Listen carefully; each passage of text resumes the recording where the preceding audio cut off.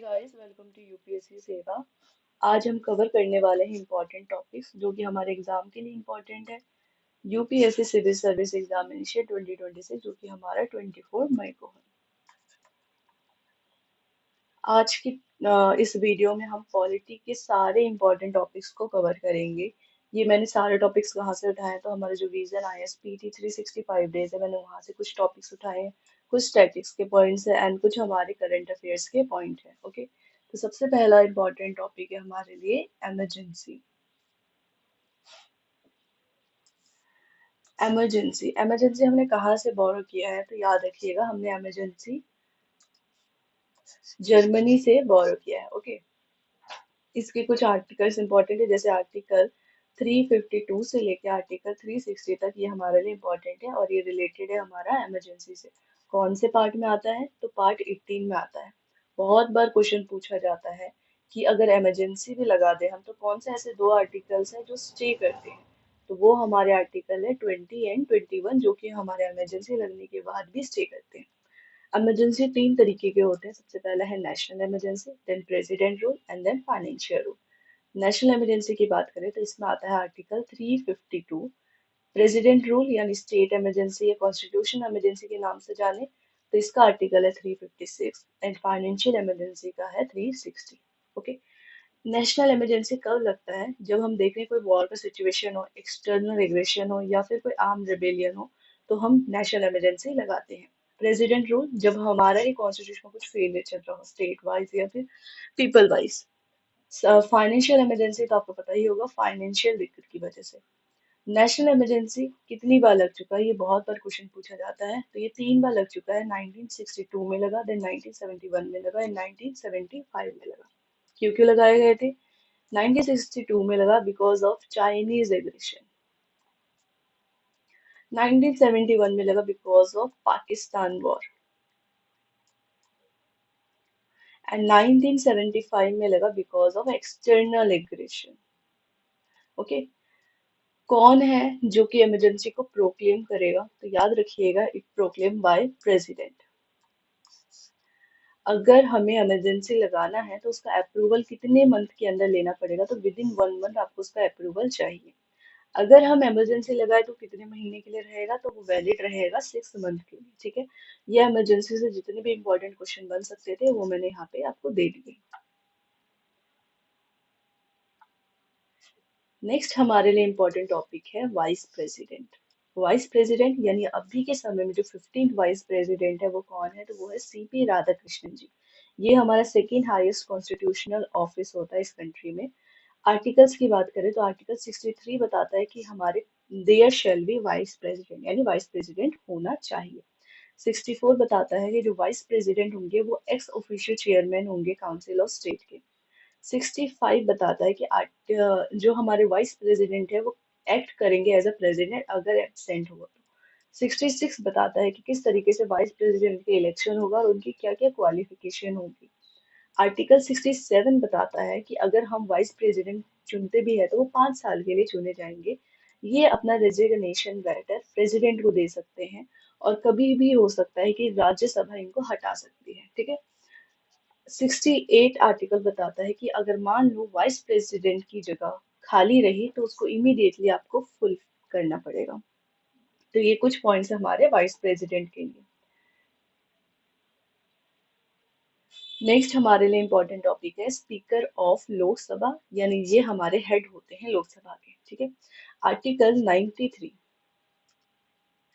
Article 93 में बताया गया है कि Lok Sabha chooses two of its member as speaker and deputy speaker by simple majority, यानी लोकसभा उन दो सदस्य को चुनेगी जो कि एज अ स्पीकर एक्ट करेंगे, as as a deputy speaker act करेंगे, और ये किस कैसे चुना जाता है, सिंपल मेजॉरिटी से चुना जाता है।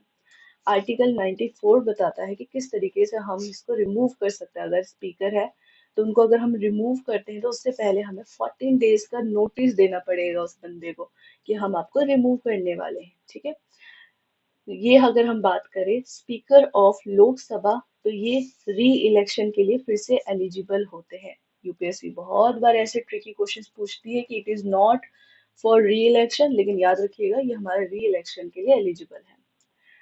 Does not vacant office immediately fill, अगर इनकी जगह यानी इनकी पद खाली होती है तो उनको इमीडिएटली फुलफिल किया जाता है। स्पीकर में रिजाइन टू डिप्टी स्पीकर, अगर स्पीकर को रिजिग्नेशन देना हो तो वो अपना लेटर डिप्टी स्पीकर को देंगे। इसी तरीके से अगर हमने अभी ऊपर पढ़ा था तो वाइस प्रेसिडेंट किसको अपना रेजिग्नेशन देते हैं, तो ये प्रेसिडेंट को देते हैं। जो हमारे स्पीकर ऑफ लोकसभा है यानी हेड ऑफ लोकसभा है, इनकी ड्यूटीज क्या क्या होती है, तो जस्ट रीड कर लीजिए। ये राइट गार्डिंग करेंगे, रेगुलेट करेंगे अथॉरिटी को, डेडलॉक रिजॉल्वर होंगे, and the most important money bill को अथॉरिटी देंगे, यानी मनी बिल जो आर्टिकल हमारा 110 में है। ठीक है। नेक्स्ट हमारे लिए इम्पोर्टेंट टॉपिक है डिप्टी स्पीकर ऑफ लोकसभा। अभी हमने स्पीकर के बारे में पढ़ा एंड देन अब आया डिप्टी स्पीकर ऑफ लोकसभा। सबसे पहले डिप्टी स्पीकर अगर आफ्टर इंडिपेंडेंस की बात करें तो कौन थे, तो M.A. अयंगर थे। फर्स्ट डिप्टी स्पीकर जो इंडिपेंडेंस से पहले थे वो कौन थे, तो सचिदानंद सिन्हा जी थे। डिप्टी स्पीकर जो है वो हमेशा याद रखिएगा कि ऑपोजिशन पार्टी से चुना जाएगा। आर्टिकल 94 क्या कहता है, आर्टिकल 94 बताता है कि किस तरीके से इसका वैकेंसी होगा, ये वैकेशन आ गया है इसकी, वैकेंसी फुलफिल किया जाएगा, किस तरीके से रेजिग्नेशन देंगे और किस तरीके से इनको हटाया जाएगा। तो आर्टिकल 94 में ये बताया गया। आर्टिकल 95 में इनकी ड्यूटीज के बारे में बताया गया है। नेक्स्ट हमारे लिए इम्पोर्टेंट हो जाता है एंटी डिफेक्शन लॉ। ये तो मोस्ट इम्पोर्टेंट क्वेश्चन है, इस बार 2 बार न्यूज में है, इससे आना पूरा चांस है। ठीक है। तो सबसे पहले याद करिएगा ये हमारे 10 शेड्यूल में आता है, और अगर हम इसके अमेंडमेंट की बात करें किस तरीके से इसे लाया गया था, तो 52 अमेंडमेंट से लाया गया था 1985 में। रिसेंट न्यूज जैसे Pardi Kaushik Reddy versus state of Telangana हुआ था, कभी कभी ये न्यूज से रिलेटेड क्वेश्चन या स्टेटमेंट हमें देखने को मिलता है। एंटी डिफेक्शन लॉ क्या है, जैसे कि मान लीजिए यहाँ पे एक पार्टी है ए, यहाँ पे एक पार्टी है बी। ठीक है। यहाँ से अगर आपको दूसरी पार्टी में जाना हो,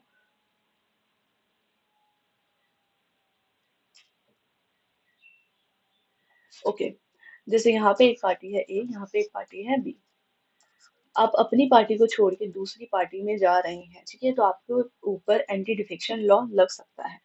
A split by 1/3 of members of the party forming a group, ये हमारे किसके अमेंडमेंट के द्वारा लिखा गया था, तो 91st अमेंडमेंट 2003 के द्वारा लिखा गया था। इसके बारे में एक और बार आप रीड कर लीजिएगा ताकि थोड़ा और अच्छे से क्लियरिटी मिल सके। नेक्स्ट हमारे लिए इम्पोर्टेंट टॉपिक है पार्लियामेंट्री कमिटीज। पार्लियामेंट्री कमेटी बनाई जाती है, ये हमने कहाँ से लिया था, तो ब्रिटिश पार्लियामेंट से लिया था। Parliamentary committee is appointed by House और nominated by Speaker, या तो ये अपॉइंट होगी हाउस के द्वारा या स्पीकर के द्वारा नॉमिनेट की जाएगी। It represent its report to house speaker, ये अपने रिपोर्ट्स को हाउस स्पीकर के पास पेश करती है। जो पार्लियामेंट्री कमेटी होता है ये 2 टाइप की होती है, सबसे पहला है एडहॉक कमेटी और दूसरा है स्टैंडिंग कमेटी। एडहॉक कमेटी जो होता है ये हमारे टेम्परेरी होता है, और इसमें हम कौन कौन सी चीजों के बारे में बात करते हैं, जैसे रेलवे हो गया इसके बारे में बात कर रहे हैं या कुछ अदर चीजें। स्टैंडिंग कमेटी जो हमारे लिए इम्पोर्टेंट है वो परमानेंट होता है, उसके बारे में हर बार बात होगी, जैसे फाइनेंशियल। ठीक है। नेक्स्ट हमारे लिए इम्पोर्टेंट है ऑफिशियल लैंग्वेजेस। ऑफिशियल लैंग्वेजेस को 1975 में एस्टेब्लिश किया गया था पार्ट 18 में। यहाँ पे हम बात करें इसको कौन देखता है, तो ministry of home affairs official languages के बारे में देखा करते हैं। आर्टिकल 343 क्या कहता है कि ऑफिशियल लैंग्वेज जो है वो हिंदी होगा। यहीं पे आर्टिकल 344 कहता है कि हर एक कॉन्स्टिट्यूशन को अपना ऑफिशियल लैंग्वेज बनाना पड़ेगा एज अ कॉम्बिनेशन। आर्टिकल 345 कहता है कि स्टेट अडॉप्ट कर सकता है एक या एक से ज्यादा ऑफिशियल लैंग्वेजेस। ओके। नेक्स्ट हमारे लिए इम्पोर्टेंट हो जाता है ट्रिब्यूनल रिफॉर्म एक्ट 2021। ठीक, इसके बारे में याद करिएगा, तो क्वासी जुडिशियल बॉडी है, इसको इस्टेब्लिश किया गया था एक एक्ट के तहत। ये हमारा लेजिस्लेचर है। नेक्स्ट आप बात कर सकते हैं कि ये क्या करता है, तो ये सिविल कोर्ट की पावर को होल्ड करता है। कौन से आर्टिकल्स की बात की जाती है इसमें, तो article 323A and article 323B। Article 323 एक इसके बारे में बात करता है, जो ट्रिब्यूनल्स के बारे में बात करता है जो हमारे एडमिनिस्ट्रेटिव में होते हैं। एंड आर्टिकल 323 बी ये हमारे ट्रिब्यूनल्स जो अदर इंपॉर्टेंट मैटर्स है उससे रिलेटेड होता है। इसको कौन सी मिनिस्ट्री संभालती है, तो इसको हमारी ministry of finance and law संभालती है।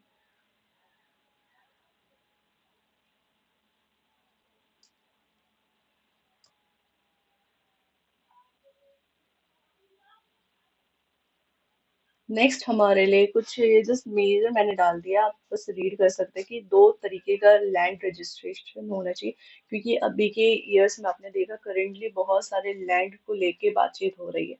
तो दो तरीके से हम अपने लैंड का रजिस्ट्रेशन सिस्टम देख सकते हैं, एक होता है डीड रजिस्ट्रेशन और एक होता है टाइटल रजिस्ट्रेशन। डेट रजिस्ट्रेशन क्या होता है, जहाँ पे रजिस्टर्ड होता है गवर्नमेंट में, लेकिन यहाँ पे आपका टाइटल नहीं गारंटी होता है। यहीं पे हम टाइटल की बात करें तो यहाँ पे आपका टाइटल जो होता है प्रूफ होता है और गारंटेड होता है। बस इतनी सी चीज है, आप याद करिए। नेक्स्ट हमारे लिए सबसे इम्पोर्टेंट है fifth schedule and six schedule. ठीक है, ये क्या है, एप्लीकेबल देखा जाए तो जो हमारे फिफ्थ शेड्यूल है ये हमारे ट्राइबल एरियाज पे है, कुछ कुछ स्टेट्स में है, जैसे कि हमारे 10 स्टेट्स में अभी ये लागू है। जो हमारा सिक्स शेड्यूल है ये हमारे ट्राइबल एरियाज है, जो कि 4 नॉर्थन स्टेट साइड में लागू है। ठीक है, अगर हम एडमिनिस्ट्रेशन की बात करें तो इसको जो संभालता है वो है TAC, ट्राइब्स एडवाइजर काउंसिल। और यहाँ पे सिक्स वाले के लिए है डिस्ट्रिक्ट काउंसिल या फिर रीजनल काउंसिल। ठीक है, यहीं पे ये जो TAC है ये क्रिएट करता है लेजिस्लेटिव असेंबली, किस तरीके से होना चाहिए, पावर्स लिमिट करता है, ये सारी चीज। यहीं पे सिक्स शेड्यूल की बात करें तो एक्सटेंशन पावर का होगा, जिसमें एग्जीक्यूटिव लेजिस्लेटिव जुडिशरी पावर होगा। कॉन्स्टिट्यूशन से जो सारी चीजें ली गई है। यहाँ पे बात करें तो हम प्रोटेक्ट करते हैं ट्राइबल राइट्स को, और यहाँ पे सेल्फ गवर्नेंस ज्यादा है। पैसा की बात करें तो पैसा एक 1996 यहाँ पे एप्लीकेबल है, यहाँ पे एप्लीकेबल नहीं है। बस इतनी सी चीज फिफ्थ एंड सिक्स शेड्यूल के लिए इम्पोर्टेंट है। नेक्स्ट है पैसा एक्ट 1996। इसके बारे में आपने बहुत बार पढ़ा होगा तो मैं इसको स्किप करती हूँ, हम जैसे इसको रीड करके भी समझ सकते हैं। ठीक है, ये बहुत एक हमारा पंचायत से रिलेटेड है ये, और ये बहुत इजी टॉपिक है, तो आप जैसे इसको रीड करके भी समझ सकते हैं। इससे एक्चुअली क्वेश्चंस पूछे जाते हैं लेकिन इतने हार्ड नहीं पूछे जाते हैं। नेक्स्ट हमारा एक और इम्पोर्टेंट टॉपिक है जो इस साल के लिए, विकसित भारत शिक्षा अभियान बिल। ये किस लिए है, ताकि हम अपना जो हायर एजुकेशन है उसको इम्प्रूव कर सके, उसके लिए सरकार लाई है। नेक्स्ट इसके बाद है हमारे लिए इम्पोर्टेंट कॉन्स्टिट्यूशनल डॉक्ट्रिन्स। डॉक्ट्रिन्स अक्सर एग्जाम्स में पूछे जाते हैं, जैसे कि सबसे पहला है बेसिक स्ट्रक्चर डॉक्ट्रिन। ये स्टेब्लिश किया गया था केशवानंद भारती केस से। नेक्स्ट हम याद कर सकते हैं डॉक्ट्रिन ऑफ सेवरेबिलिटी या फिर सेपरेबिलिटी। आर्टिकल ये 13 से लिया गया है, जैसे कि हम यहाँ पे देखते हैं लॉज क्या है, अनकॉन्स्टिट्यूशनल है, ये कहीं कहीं पे वॉइड है। तो ये सेपरेट करता है उस वैलिड पार्ट को या फिर जो हमारे लिए रिलेटेड नहीं है उस पार्ट को। डॉक्ट्रिन ऑफ एलिप्स ये हमारा प्री कॉन्स्टिट्यूशनल लॉ है, जो कि वॉयलेट करता है फंडामेंटल राइट्स को, जैसे कि हम देख सकते हैं यहाँ पे रेदर देन डीड एंड ये सारी चीजें लिखी गई हैं।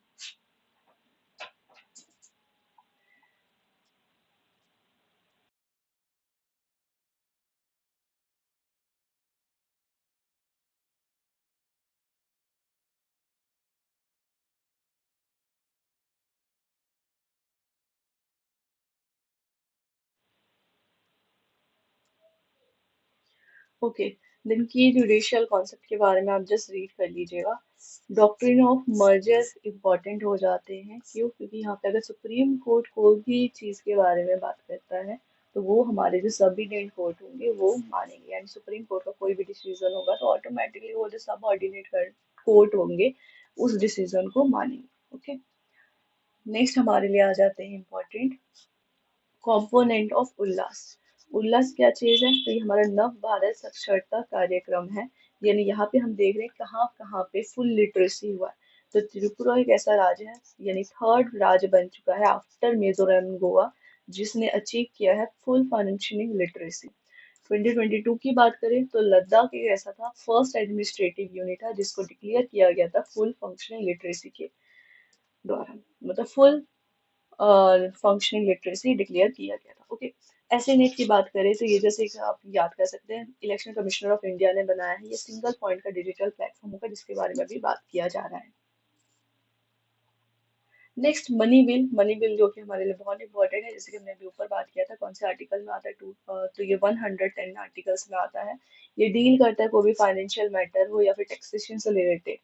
यहाँ पे बात करें नेक्स्ट, तो ये कौन कौन इंट्रोड्यूस कर सकता है, तो ये कोई भी मिनिस्टर या फिर इवन प्राइवेट मेंबर इसको इंट्रोड्यूस कर सकता है।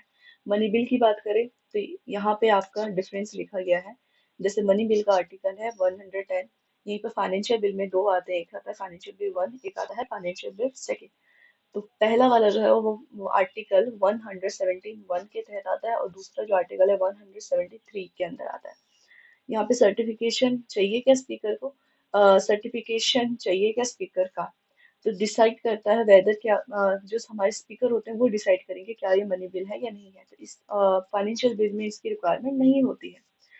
इंट्रोड्यूस की बात की जाए तो मनी बिल हमारा लोकसभा में इंट्रोड्यूस किया जाएगा, लेकिन फाइनेंशियल बिल की बात किया जाए तो ये लोकसभा में होगा, और अगर फाइनेंशियल बिल सेकंड की बात किया जाए तो ये दोनों में हो सकता है, राज्यसभा एंड लोकसभा। प्रेसिडेंट क्या रेकमेंड करेगा, यहाँ पे नीडेड होता है, यहाँ पे रिक्वायर्ड होता है, और यहाँ पे रिक्वायर्ड नहीं होता। नेक्स्ट बात करें क्या बिल राज्यसभा के अंदर जो जाएगा वो क्या करेंगे, ये राज्यसभा जो है वो अमेंड नहीं कर सकता है मनी बिल को। फाइनेंशियल बिल को अमेंड या फिर रिजेक्ट कर सकता है, और यहाँ पे भी सेम है, फाइनेंशियल बिल को अमेंड या रिजेक्ट कर सकता है। प्रेसिडेंट की पावर देखी जाए तो यहाँ पे वो एक्सेप्ट करेंगे, रिजेक्ट करेंगे, लेकिन रिटर्न नहीं करेंगे। फाइनेंशियल बिल को वो रिटर्न कर सकते हैं।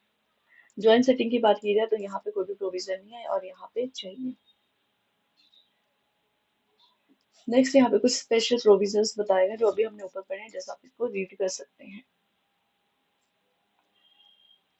नेक्स्ट हमारे लिए इंपॉर्टेंट हो जाता है क्या क्या सेशन है पार्लियामेंट के। तो जैसे सबसे पहला सेशन है साइमनिंग सेशन, ठीक है। इसमें क्या होता है, ये प्रेसिडेंट के द्वारा किया जाता है, और ये हमारा एक पीरियड होता है प्रोपगेशन या फिर रीअसेंबली के बीच है, जिसको हम रिसेस के नाम से भी जानते हैं। दूसरा है हमारा डिसोल्यूशन। डिसोल्यूशन क्या है, कोई भी पेंडिंग बिल्स है उसके बारे में बात कर लिया, उसको हम डिसॉल्व कर रहे हैं, ठीक है, अब उसको सॉल्व कर रहे हैं, हटा रहे हैं। प्रोपोगेशन, प्रोपोगेशन की बात की जाए तो ये प्रेसिडेंट के द्वारा किया जाएगा। ये क्या है, टर्मिनेट सिटिंग है और एक सेशन है, ठीक है। ये क्या होता है, it affects bill as well as other business pending before the house, यानी इसमें कोई भी हमारे बिजनेस से रिलेटेड इंपॉर्टेंट टॉपिक्स है या इनको हम डिस्कस कर रहे हैं। क्वोरम क्या होता है, क्वोरम यानी 1/10 का, जैसे अगर मीटिंग चल रही है तो वहां पे 1/10 मेंबर्स होने चाहिए, तब जाके कोई भी सेशन स्टार्ट किया जाए। लेम डक सेशन क्या है, कोई भी सेशन का लास्ट जो बात होगा, लास्ट सेशन या लास्ट टॉपिक पे बात हो। एडजॉर्नमेंट, एडजॉर्नमेंट क्या होता है, इस ये किया जाता है प्रिसाइडिंग ऑफिसर के द्वारा। ये सस्पेंड करता है वर्क को for specific time period, only terminate sitting not session, ये सिर्फ टर्मिनेट करेगा सिटिंग को ना कि सेशन को। It does not affect any bill और एनी अदर बिजनेस। देन हमारे next the last one important adjournment siding, ये क्या होता है, टर्मिनेट सिटिंग होता है इनडेफिनेट पीरियड के लिए, यहाँ पे आपका टाइम का जिक्र नहीं होता, ठीक है। नेक्स्ट हमारे लिए इम्पोर्टेंट है डिवाइसेस ऑफ पार्लियामेंट्री प्रोसीडिंग। जैसे सबसे पहला है आवर, सॉरी क्वेश्चन आवर। ये सबसे पहला होता है hour of sitting, first hour of sitting होता है, ये मेंशन किया गया है रूल ऑफ प्रोसीजर में। प्रोसीजर, ये तीन तरीके का होता है, एक होता है स्टैटर्ड, एक होता है अनस्टैटर्ड, एक होता है शॉर्ट नोटिस क्वेश्चन। स्टैटर्ड क्या होता है, यहाँ पे आप ओरल आंसर देंगे और सप्लीमेंट्री क्वेश्चंस को फॉलो किया जाएगा। अनस्टेटेड क्या होता है, यहाँ पे आप रिटन आंसर दोगे और सप्लीमेंट्री क्वेश्चंस को फॉलो नहीं किया जाएगा।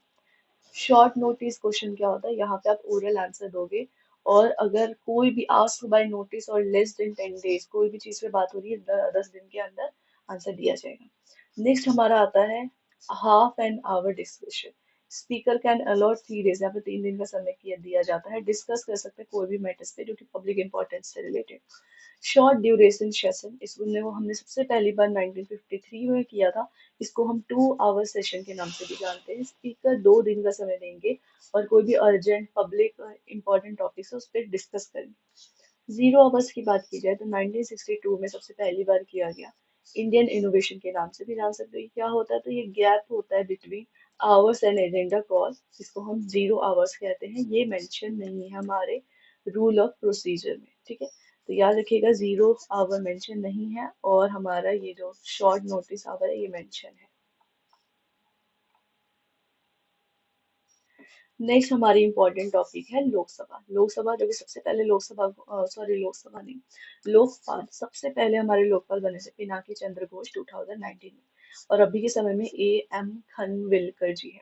ये क्या है, एक सेंट्रल स्टेट्यूटरी बॉडी है। ये बनाया गया है ताकि इन्वेस्टिगेट कर सके हम करप्शन को, ठीक है, किस तरीके से करप्शन हो रहा है। ऑपरेट किया जाता है स्टेट लेवल पे, गवर्नर अपॉइंट करती है। लोकपाल की बात की जाए तो ये हमारे 5 साल के लिए नियुक्त होते हैं और 70 से ईयर ऊपर नहीं होनी चाहिए। लोकपाल को अगर हम एक बार इलेक्ट कर लेते हैं तो उसको फिर से अपॉइंट कर लेते हैं तो हम उसको फिर से री अपॉइंट नहीं कर सकते। इसके दो विंग्स के बारे में याद कर सकते हैं, एक होता है इंक्वायरी विंग, एक होता है प्रोसिक्यूशन विंग। नेक्स्ट है हमारा एनसीआरबी यानी नेशनल क्राइम रिकॉर्ड ब्यूरो। ये हमारा टंडन कमेटी के द्वारा बनाया गया था 1986 में। मिनिस्ट्री ऑफ होम अफेयर के अंदर आता है। इन्होंने जस्ट बताया है कि सुसाइड रेट सबसे ज्यादा अंडमान निकोबार में, देन सिक्किम में, देन केरला में। देन इसके बाद हमारे लिए इम्पोर्टेंट हो जाते हैं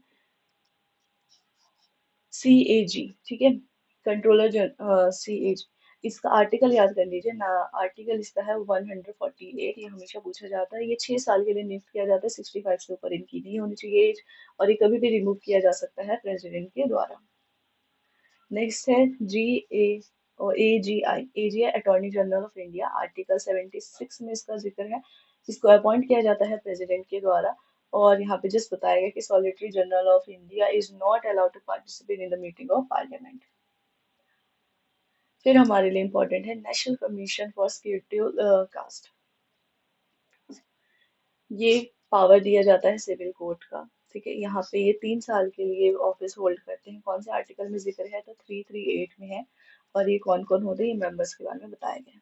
नेक्स्ट है national medical commission. National medical commission क्या है, तो ये एक स्टैट्यूटरी बॉडी है। ये नेशनल मेडिकल कमीशन जो है 2019 में इसकी बातचीत की गई थी एंड 2020 में इसको लाया गया था। नेशनल मेडिकल कमीशन ने किसको रिप्लेस किया है, तो ये medical council of India and board of governor dissolve को रिप्लेस करके ये कमीशन बनाई गई है। इसके अंदर कौन कौन से चेयरमैन होते हैं, ये जैसा आप रीड कर सकते हैं। क्या इनका एक्शन होता है, ठीक है, फंक्शन होता है। यहाँ पे है क्या इनका फंक्शन है। तो सबसे पहला पॉलिसी बनाएंगे, स्टैंडर्ड्स बनाएंगे, हेल्थ केयर प्लानिंग करेंगे, कोऑर्डिनेशन करेंगे, फी स्ट्रक्चर किस तरीके से रखना है, लाइसेंसिंग की देखेंगे, ठीक है। नेक्स्ट हमारे लिए इंपॉर्टेंट टॉपिक है, ये कुछ कुछ आर्टिकल्स है जो इस साल इंपॉर्टेंट है। जैसे आर्टिकल 22 प्रिवेंटिव डिटेंशन के बारे में है। आर्टिकल 175 आप रीड कर लीजिएगा, आर्टिकल 176 भी। देन प्रगति की बात करें तो प्रगति ये किसके द्वारा लिए, तो प्रगति का फुल फॉर्म देखा जाए तो pro active governance and timely implementation है। ये चेयर किया गया by prime minister, state and central minister के द्वारा, ठीक है। यहाँ पे हम क्या करेंगे, फास्ट ट्रैकिंग करेंगे क्रिटिकल इंफ्रास्ट्रक्चर प्रोजेक्ट का। यहाँ पे हम देखेंगे किस तरीके से इंफ्रास्ट्रक्चर बनानी चाहिए। देन हमारे लिए पंखुड़ी एक इम्पॉर्टेंट पोर्टल हो जाता है। पंखुड़ी पोर्टल क्या है, तो ये हमारा ministry of women and child development के अंदर आता है। यहाँ पे हम वुमेन एंड चिल्ड्रन की न्यूट्रिशन, हेल्थ एंड वेलफेयर की बात करेंगे। फिर हमारे लिए डेमोग्राफिक ट्रांजिशन इन इंडिया, इससे रिलेटेड आप जैसे एक टॉपिक रीड आउट कर सकते हैं। आज के दिन में जितने भी मैंने टॉपिक्स कवर कराए हैं, सारे टॉपिक्स इंपॉर्टेंट हो जाते हैं हमारे यूपीएससी सिविल सर्विस एग्जामिनेशन 2026 के लिए। होपफुली आपको ये सेशन अच्छा लगा हो। मिलते हैं नेक्स्ट सेशन में। Okay, thank you.